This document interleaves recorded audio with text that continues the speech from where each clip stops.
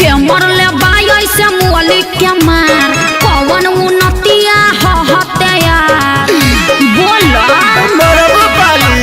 के मरले बाई ऐसे मुअली के मार कौन उन्नतिया हते यार। अरे डरो करत रे आ गली में तोरा धरइनी रे कैसे भाई से तोरा पिटइनी रे।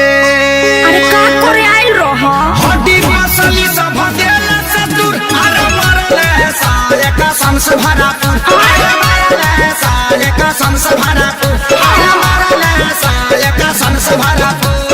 अरे कहाँ कहाँ मरल अरे कहाँ बताइए बड़ा मरले बड़ा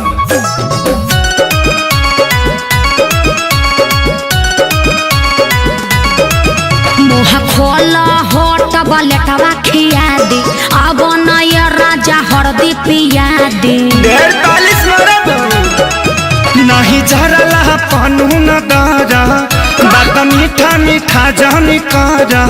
ओहो ऐसन कहे सोचता रह तनिको न कोइला हस विचार कुर्ता पाया टकुल्ही देला सफार लहै हरदी गुड़ पी लो तका कर मिले हम आईनी रे प्यार में गलती भारी कईनी रे।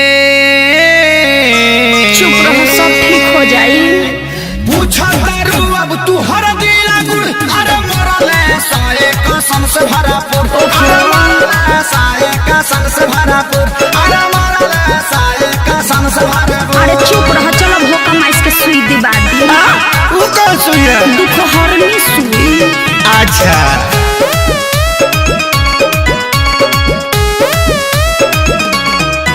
मरल सन जैसे मारे कसाई पापी हो बड़ी बारे सभाई जनता रे खेसारी सभन के सब खेला है बचन के माने के नहीं मोहब्बत में हार ठीक नहीं कोइला सभाई हमार। अरे हेंगा कोई मारेला अरे इज्जत अपन हम लुटैनी रे आ सोनू के बात में पड़क गईनी रे। रहे के बायब तो तोरा से दूर अरे मरले साले कसम से भरा अच्छा चुप अरे मरले साले कसम से भरा अरे मरले साले कसम से भरा।